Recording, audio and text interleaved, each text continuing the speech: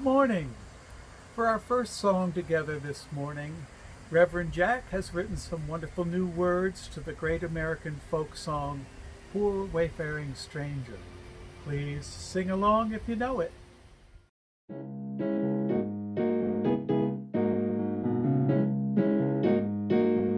Then this great sky spread out before me.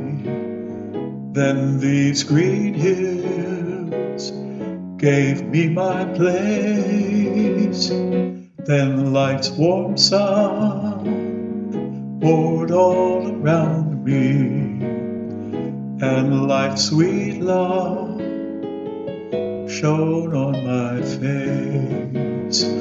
A word of faith my neighbors gave me, a prayer of hope my friends brought forth. A touch of love has made me welcome. A light of love has led me home.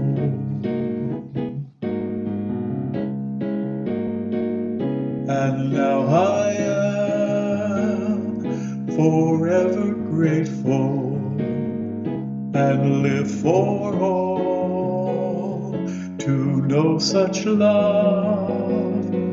And now I strive to live as blessing, with love on earth as heavens above. I speak of faith in our great caring.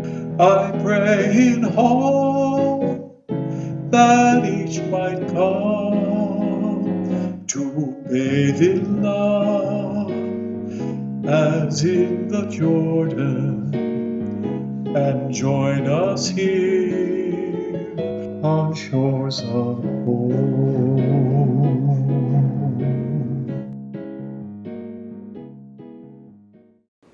Good morning, all. Welcome to our August 2nd Sunday service. The blessings of the day to you. If our church is new to you this morning, you can find more about us online at our website, uustpete.org. That's uustpete.org. We're happy to send you materials if you request them, and as the pastor of our congregation, I'd be pleased to talk with you about our tradition, which is dedicated to the spiritual growth of all souls, widening our circles of understanding and caring for all. Thanks to Jerry and Sabina and John and James for contributing in word and song and production to make our service possible this morning. And to you, thanks also for your presence. May our gathering add strength to our lives and peace. Some announcements. Please join us after the morning service at 11:15 with architect Martin Gold as he reviews recommendations for our facilities master plan. The report synthesizes his work from the last 9 months and presents us with a variety of options for us to consider. There will be a time for question and answer and discussion, and the session will be recorded.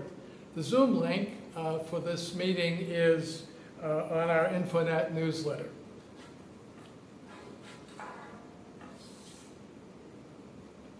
To keep our congregation strong, please don't forget your offerings for the month. You'll note a white circle in the upper right-hand corner with an I in the middle.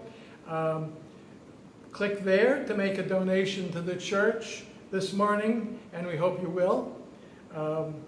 Also today is our monthly Share the Plate Sunday, which means that half of the non-pledge contributions will support a UU St. Pete social justice project.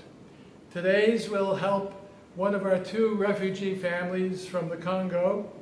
Santa's oldest child has graduated from St.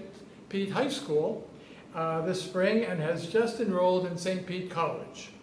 And Santa has a part-time job at Publix and is seeking financial aid, but she and her 3 children need a helping hand at this time.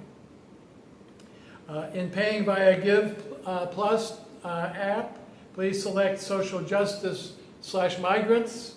For checks sent to the church, please write Social Justice/Migrants in the memo line, but write it out to UU St. Pete or UUSP. Thank you for your generosity. To stay informed about church activities, please check our webpage, again, uustpete.org, and our e-newsletter, InfoNet, and the RE update. We're still physical distancing and tracking the news for hopeful signs, and in the meantime, doing everything we can to stay connected with one another and to support one another. The church board is keeping its eye on when we might safely regather in person, as I know are many of you. If any of you would like to talk through some things during this time of social isolation, I'm available anytime by phone or email and can meet with you at the church outdoors on our patio or portico at a time that would be good for you. And don't forget, we can all just call one another in support and caring. While gathering with us on YouTube, if you'd like to add, to enable closed captioning, look for the 3 dots in the upper right corner of your screen, click there and choose captions. Now Jerry, and maybe behind the camera Sabina, with our chalice lighting and covenant. We're going to light our chalice now, a symbol of our shared communion and our search for truth. Join us, if you will, in the words of our covenant. Love is the spirit of our church, and service its law. This is our great covenant, to dwell together in peace, to seek the truth in love, and to help one another. Our invocation, a call and response we here make to one another and ourselves, is attributed to Confucius in the year 2,500 years ago. I have to read that. Our invocation, a call and response we here make to one another and ourselves, is attributed to Confucius from 2,500 years ago. It is in us to bring forth what we shall call the Great Communion, when all live for the common good. It is in us to love the parents and children of others as our own. It is in us to provide sustenance for the aged, to provide employment for the able-bodied, and opportunity for the young, to care for the widows, orphans, childless, and disabled, to ensure every person honor and every person a home. It is in us to select leaders of worth, ability, fidelity, and peacemaking. It is in us not to be wasteful of our possessions or keep them only for ourselves. It is in us to not be inactive for ourselves or active for ourselves alone. When we all bring this spirit forth from us, selfish devices will fail to prosper.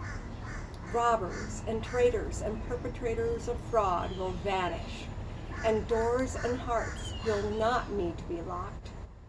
This will be the Great Communion. Thank you, Jerry and Sabina. I have a question for kids and parents and grandparents that might be worth talking about this week when you're together at dinner or any time. And that question is, what's a friend? It's an important question for us just every day, but it's an important religious question as well. What's a friend? How do you know if someone is your friend? How do you know if you're being a friend? Are there different kinds of friendship? All of these questions are worth our while to think about and talk about. Each of us would have somewhat different experiences, and we might learn from each other. I think lots of times friendships just happen. People come into our world, we just kind of click, we know they're our friends. Sometimes friendship doesn't happen. What then? I like the advice of one of the old Unitarian ministers from long ago. The only way to have a friend is to be a friend. I guess that means you may have to experiment a bit to be your best self. What is your best self? What do you want to give to others? And then to find the right people to share yourself and your life with. I'm not sure we think much about that, but I think it would be worthwhile. I particularly like what a famous writer named Toni Morrison wrote in her story, Beloved. In the story, a man says about his wife, "She is a friend of my mind. She gathers me. The pieces I am, she gathers them and gives them back to me in the right order. It's good," he says, "it's good, you know, when you've got someone who is a friend of your mind." That is good. And I would add, maybe even better is when friends are friends of each other's minds. Well, I think it helps to think about what we're looking for in a friend and what we want to be in a friend. Worth a conversation with your family. Some joys and concerns. Well, actually no joys and concerns coming in this week, but if you have special joys or concerns, you can send them to me during the week, or for the next couple of weeks in particular, send them to Bill Motter, who is the chair of our worship committee and on our board. Or if something has just come to mind over the last couple of days since this video was made, you might type it into the YouTube side column that you're watching on your screen right now. Take a moment to type if you'd like, while we take a moment just to breathe quietly and fully and count our breaths up to 10, or let's just count up to 5, appreciating each breath for giving us life.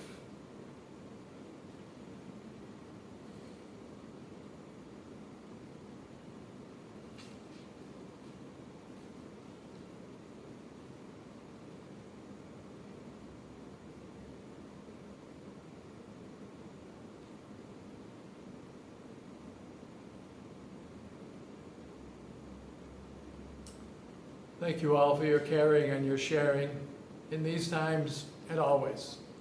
Now, Jerry, with our readings. Now I'd like to share 2 readings for this morning's service. The first is from the winner of the 1957 Nobel Prize for Literature, Albert Camus, from his 1947 novel, The Plague. As November passed, and a particularly tiring day of rounds ended very late, Dr. Ryu's friend Taru said in quite an ordinary voice, "Rui, do you realize that you've never tried to find out anything about me, the man I am? Can I regard you as a friend?" "Yes, of course we're friends. Only so far we haven't had much time to show it. So, let's take an hour off for friendship. Let me begin by telling you I had plague long before I came to this town. When I was young, I lived with the idea of my innocence. That is to say, with no idea at all. Then one day I started thinking, after watching my barrister father demand the death penalty for an accused man in court. My real interest in life became the death penalty. I became an agitator. I didn't want to be pestiferous, that's all. To my mind, the social order around me was based on the death sentence. But I've come to understand that I had plague through all those years in which I believed I was fighting it. I realized I'd even bought about deaths, approving acts and principles which could only end that way. I have realized that we all have plague, and I have lost my peace. There are true healers, of course, but one doesn't come across many. All I maintain is that on this earth there are pestilences and there are victims. And it's up to us not to join forces with the pestilences. I decided in every predicament to take the victim side, and therein at least try to discover how to attain the third category. In other words, peace. After a short silence, the doctor asked, "Have you an idea of the path to attaining peace?" "Yes," he replied, "the path of sympathy." Taru gave himself a shake. "You know what we should do now for friendship's sake?" "Anything you like, Taru." "Go for a swim. It's one of those harmless pleasures that even a saint-to-be can indulge in, don't you think?" "Damn silly living only in and for the plague. One should fight for the victims, but if one ceases caring for anything outside that, what's the use of fighting?" "Right," you said. "Let's go." And a reading from W.E.B. Du Bois' new preface to the 50th anniversary edition of his book, The Souls of Black Folk. I still think today, in 1953, as yesterday, in 1903, that the color line is a great problem of this century. But today I see more clearly than yesterday that back of the problem of race and color lies a greater problem which both obscures and implements it. And that is the fact that so many civilized persons are willing to live in comfort, even if the price of this is poverty, ignorance, and disease for the majority of their fellows. That to maintain this privilege, people have waged war until today. War tends to become universal and continuous, and the excuse for this war continues largely to be color and race. Thank you, Jerry.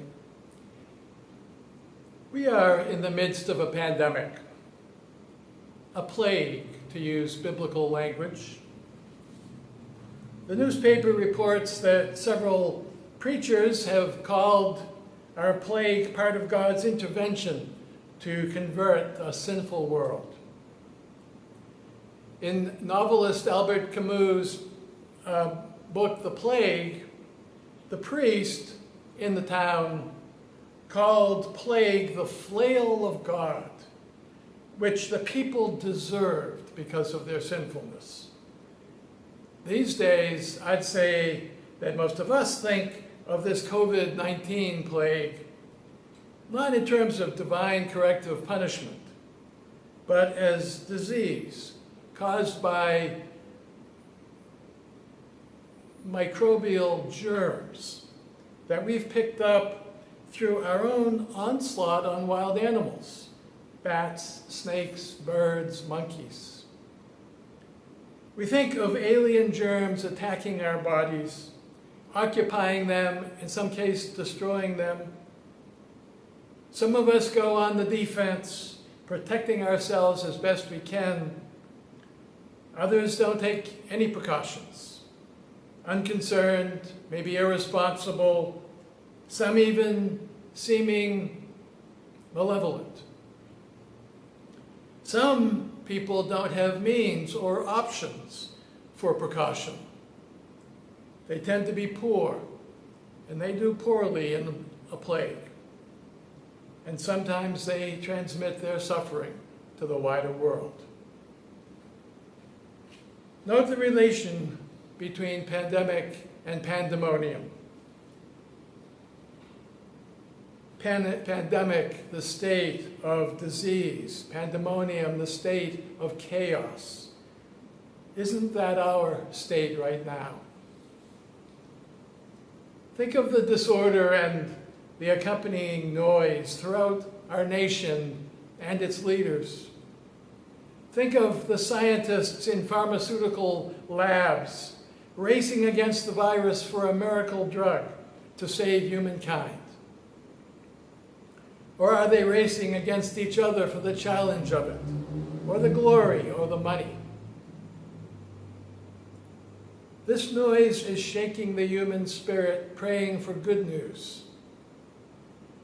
Then comes news about unknown microbials, even now ready to leap from the wild animals' populations upon whom we increasingly encroach.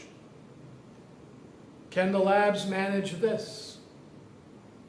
Will public health policies help save us this time, as in the past, with clean water systems developed, sanitation systems developed, safe housing regulations developed, and passed into law?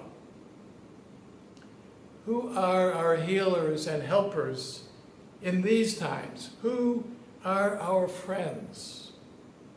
Who are the people we trust with our hearts and our souls and our lives? Who is it that knows us well and cares for us because of who we strive to be? And sometimes despite who we become. In our extremity, who will hold our hands and our souls? Such is the tragedy of today, that many are even dying without that holding hand. Why?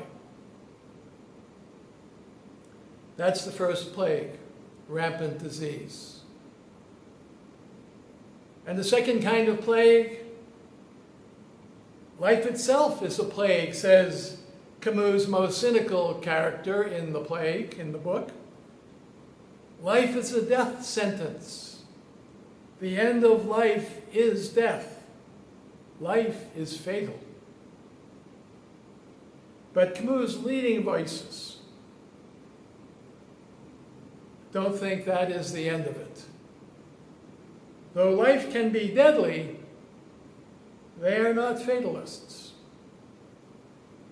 For the ever-faithful Dr. Rieu and his team of friends, life is opportunity for friendship, for love, for caring. Their lives of devotion, even of self-sacrifice, are worth it to them because people are worth it. Because people bring friendship and love and caring. And with these, hope and joy and meaning. With friends, life becomes a pilgrimage toward fulfillment.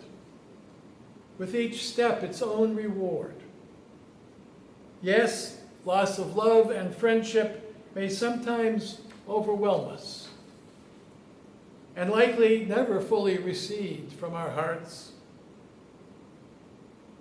But grief can still turn into understanding, and from understanding to compassion, and from compassion to fullest participation in weaving the beauty of the web of life. Life is fatal, ultimately, I suppose, but even more ultimately, life is not fated. It always remains open to being its most magnificent in reward for hope and will and devotion. And yet there is a third kind of plague within our lives themselves that threatens that magnificence.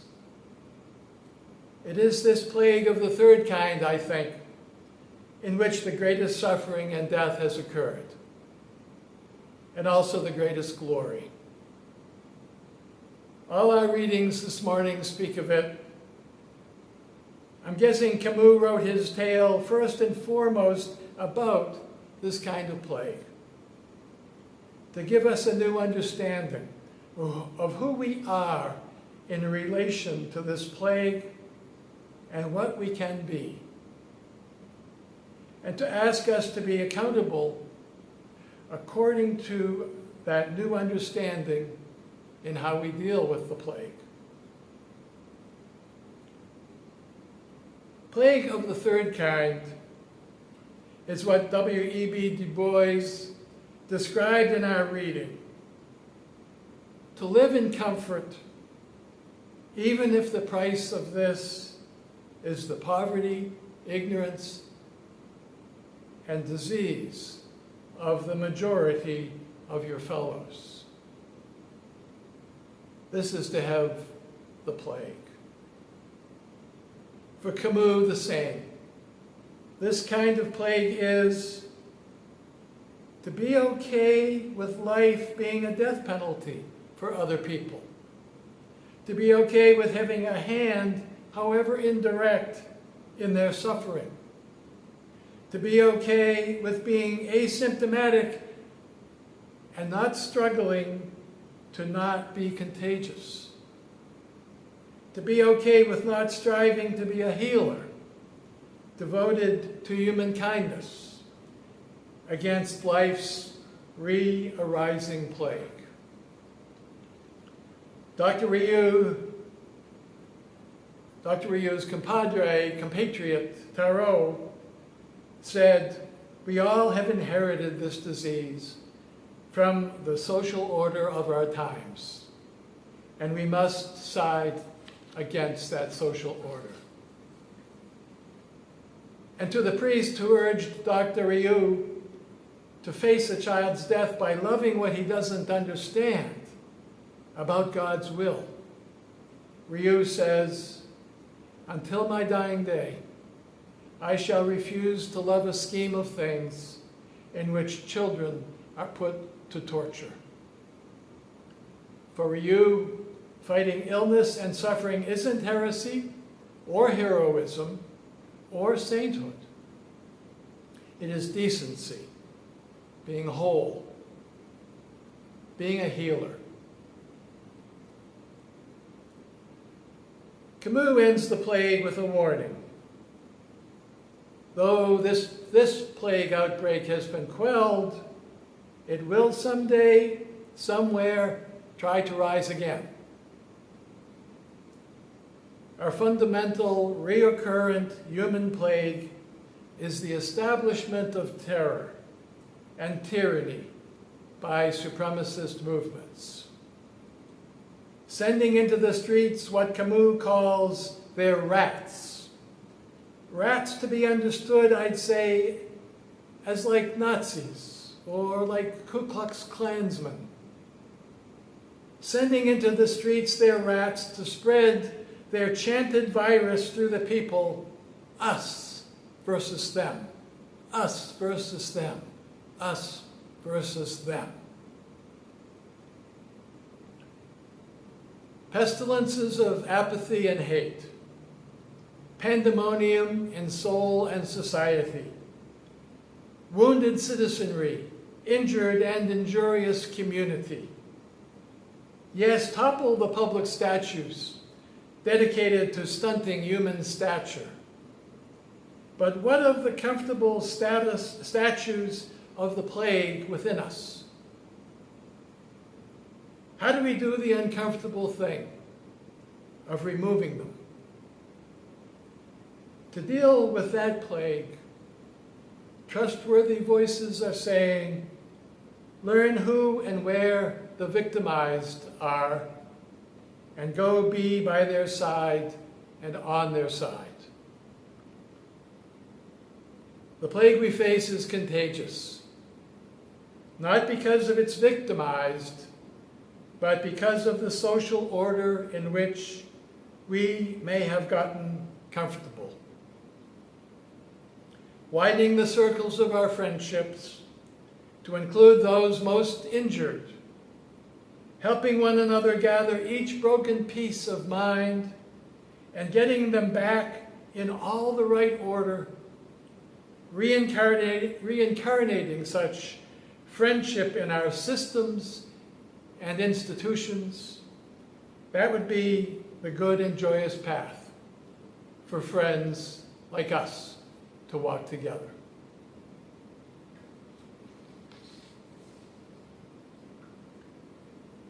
Thank you all for gathering. May your friends be compatriots in fighting pandemic and pandemonium. And may the statues we raise highest be of those who bring democracy and equal opportunity and justice for all. See you soon, I hope. Call if you need some help. Be well, be good. Now our chalice and closing music. And now, with a breath, we pass the flame of our chalice lamp to each other as we say our closing words together. We extinguish this flame, but not the light of truth, the warmth of love, or the fire of courage. These we carry in our hearts and out into the world.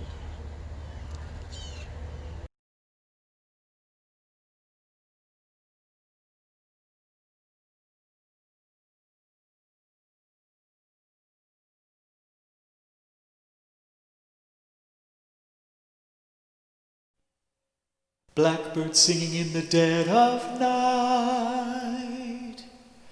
Take these broken wings and learn to fly. All your life you were only waiting for this moment to arise. Blackbird fly. Blackbird fly into the light of the dark black night.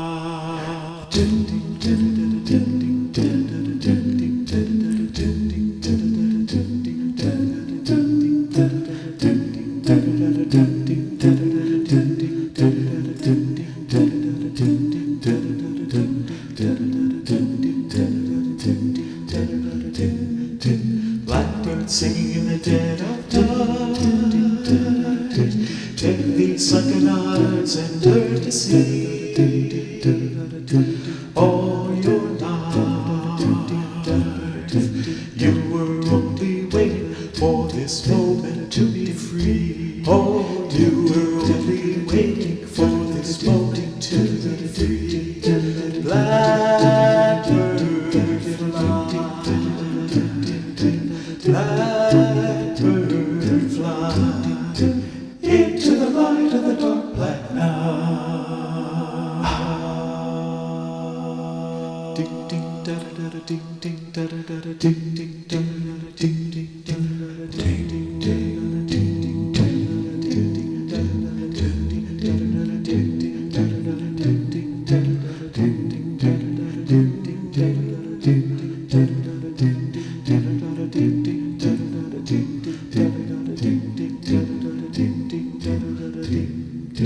Blackbird singing in the dead of night.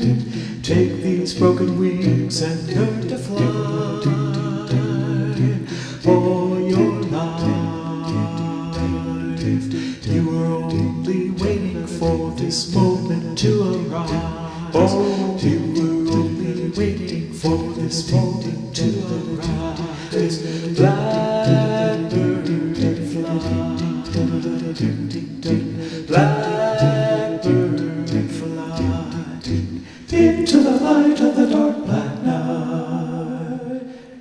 into the light of the dark black night. Blackbird singing in the dead of night. Blackbird singing in the dead of night. You were only waiting for this moment to arrive. Blackbird singing in the dead of night. You were only waiting for this moment.